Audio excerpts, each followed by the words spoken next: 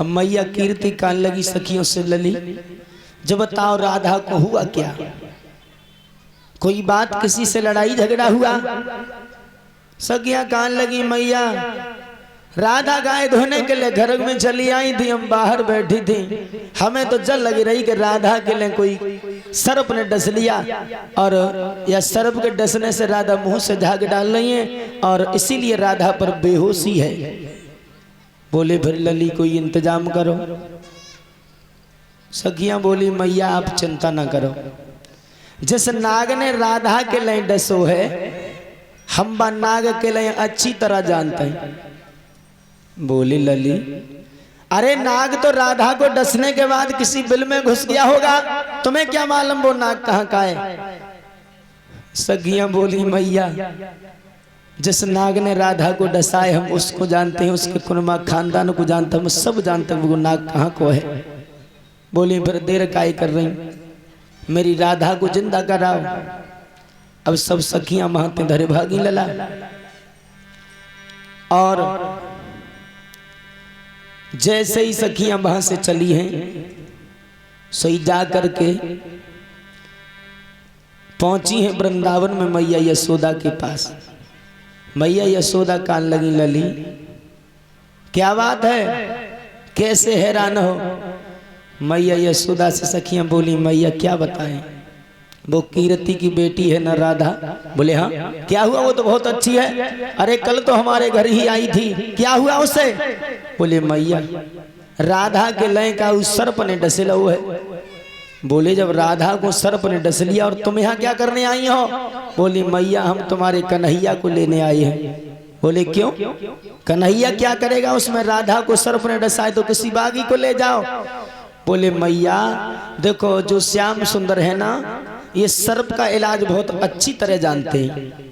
बोले बोले लली मेरो 1200 कन्हैया है, वो क्या जाने ये इलाज बिलाज क्या होता है। सही सखियां बोली मैया तुम्हें ना पता, सुनो वो 12 जरूर है लेकिन कि 12 का ना गुण 12 है,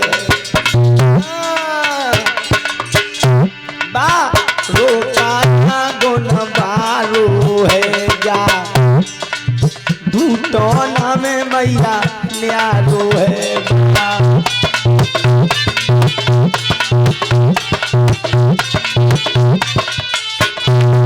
मैया सुनो कन्हैया छोटा जरूर है लेकिन 12 का ना गुण 12 है, जा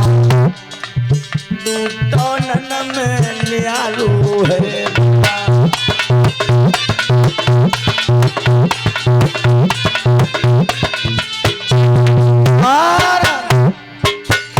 राधा को डसी गो कारो है। बोली लली जा तो हमने सुन ली कि राधा के लिए सर्प ने डस लिया है, लेकिन कन्हैया का क्या काम है?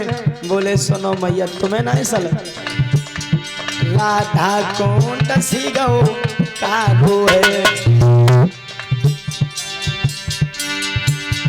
12 का ना गुण 12 है।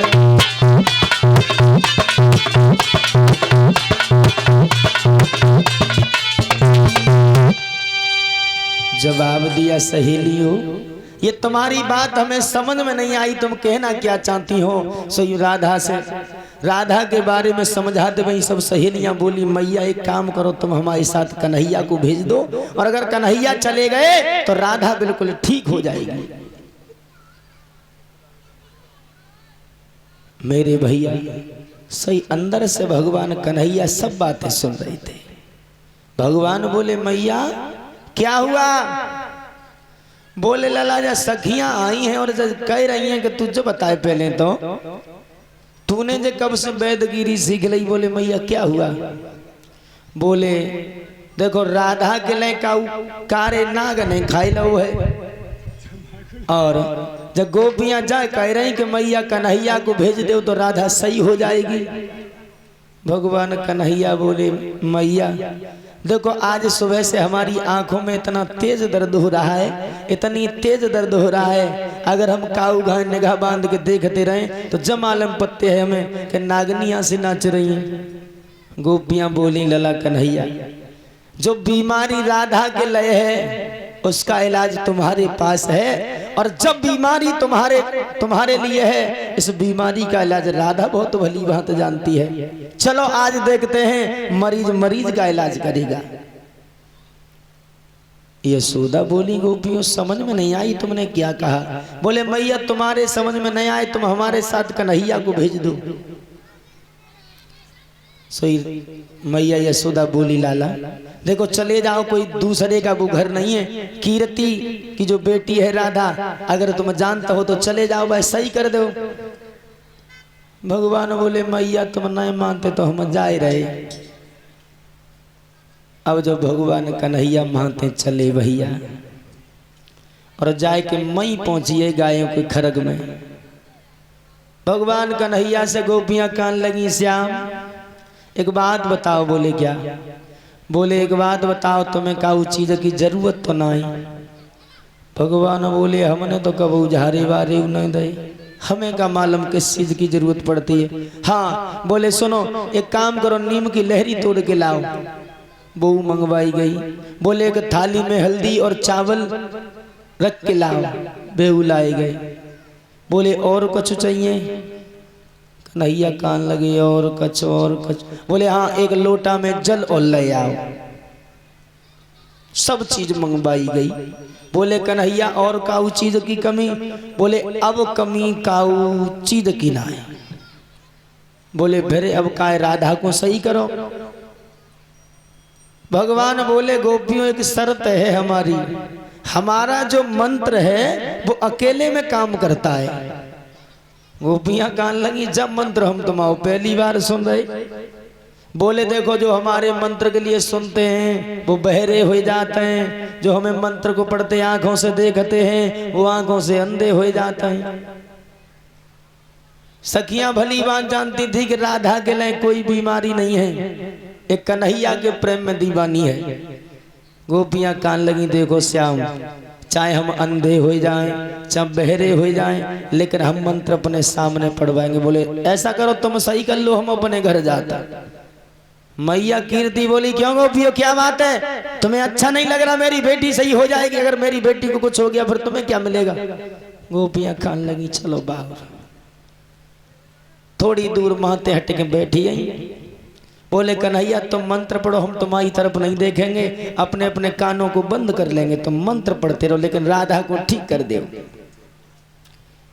भगवान ने जैसे ही नीम की लहरी हाथ में उठाई, सोचने लगे हमने तो कभी मंत्र नहीं पढ़े, अब का मंत्र पढ़े। सोचने लगे क्या पढ़े। सही भगवान बोले क्या? मंत्र पढ़ रहे हैं भगवान, राधा के पास बैठ करके झारा देने लगे। क्या?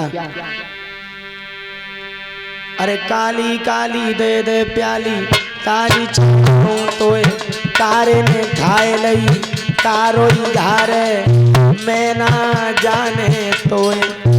भगवान कहने लगे कारे नहीं खाई लई और कारो इधार रोए, मैं नहीं जानता तू को है भैया। काली काली दे दे ताली, प्याली चढ़ाऊं तोए, तारे ने खाए लई, कारो धारे मैं ना जाने तोए। अरे फिर कान में कह गई काहे को रही है।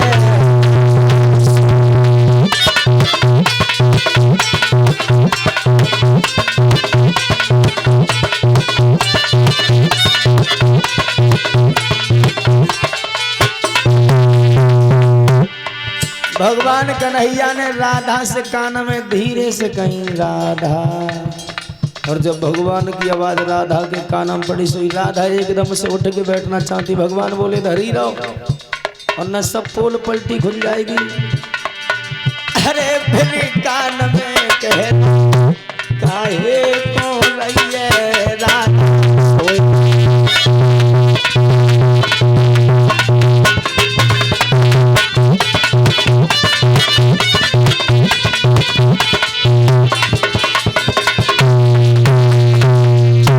बोलिए गोविंद भगवान की जय, जब राधा उठवे को भाई सही भगवान ने हाथ रखो, बोले नहीं परी रहो, वरना भी सब खुल जाएगी बात कि तुम्हें कोई बीमारी नहीं थी। सब सखियां पास में आई गई, राधा ने आंखें खोले ली साहब, मैया कीरति पास में बैठ गई। भगवान कान लगे गोपियों से पूछो राधा ते कोई बीमारी तो ना है। गोपियां कान लगी हम क्यों पूछे, तुम ही पूछो, तुम ही हो वैद्य जी, तुम्हें ही पता है इसे क्या बीमारी है। भगवान पूछने लगी राधा कोई किसी तरह की दिक्कत तो नहीं है। राधा बोली तुम ही जानो। बोले कहूँ दर्द तो ना हो रहो, बोले पहचानो। भगवान बोले मतलब? बोले हमें नहीं पता, खुद ही जानो क्या मतलब है। भगवान ने जवाब दिया राधा कि हर ने पूछा क्या हालत है, तो राधा बोली तुम ही जानो।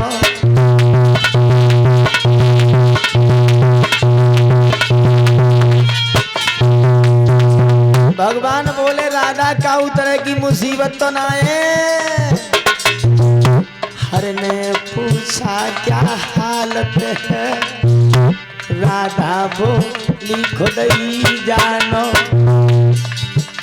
हर ने पूछा अब दर्द कहाँ बेटा, बोली तुम ही जानो।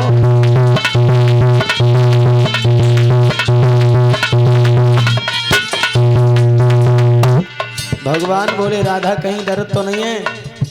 राधा बोली हमें नहीं पता कन्हैया क्या है क्या नहीं है। बोले मतलब? जवाब दिया तुम देखो। हर ने पूछा इसका मतलब, राधा बोली खुद ही जानो। हर ने पूछा असलियत कहो, बोले असली बात क्या है जब बताओ। हर ने पूछा असलियत कहो, हर ने पूछा असलियत कहो। अरे राधा बोली तुम ही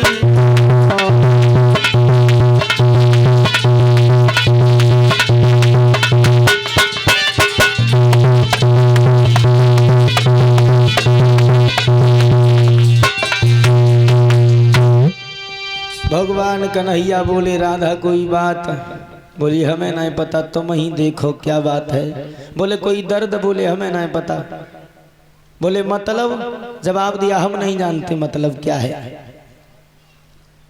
भगवान कन्हैया कान लगे राधा एक बात बताओ, अगर हम जो नाटक खोरी न करे वो जानते थे तो तुम तो जा घर में बेहोश ही डरी रात, इतना क्यों वो किया करती हो। राधा ने जवाब दिया श्याम सुंदर ये आंखें जब तक तुम्हें देख नहीं लेती हैं तब तक चैन नहीं पड़ता है कन्हैया। उसी समय भगवान ने राधा से जवाब दिया है हे राधा आज मैं समझ गए कि तुम हमें कितना मानती हो। और भगवान ने जवाब दिया राधा आरे आत्मिक संबंध मेरा तुमसे नहीं है न्यारा।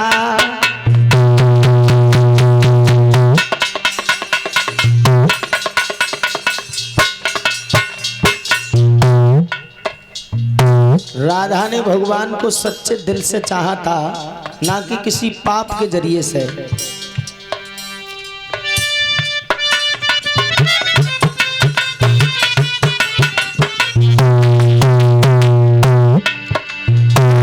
आत्मिक संबंध मेरा तुमसे न है न्यारा। वो पद था देवी लक्ष्मी का, भगवान ने वरदान दिया था राधा को उसने। वो पद है देवी लक्ष्मी का, पद है देवी को।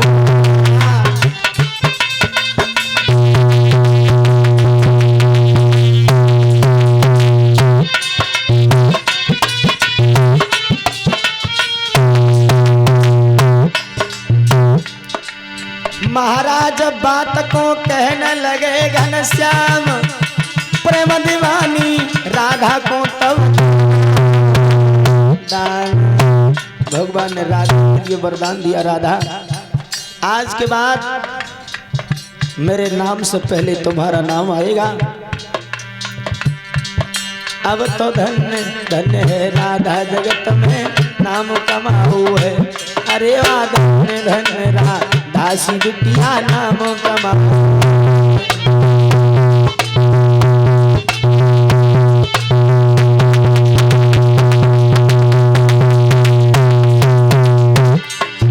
नाम कमाओ है जगत में नाम कमाओ है। धन्य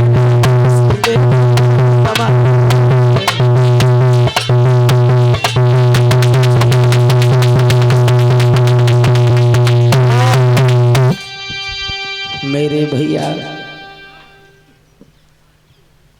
सुखदेव समझा रहे हैं, राजन परीक्षित भगवान कन्हैया ने उसी जगह पर राधा के लिए वरदान दिया था, हे राधा हम रहें या ना रहें लेकिन हमारे नाम से और हमसे तुम्हारा नाम कभी दूर नहीं जा सकता।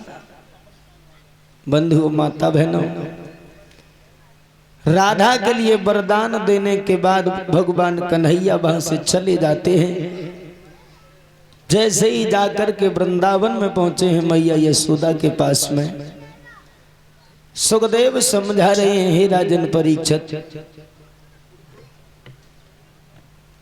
इधर भाइयों जब भगवान वृंदावन में पहुंचे हैं तभी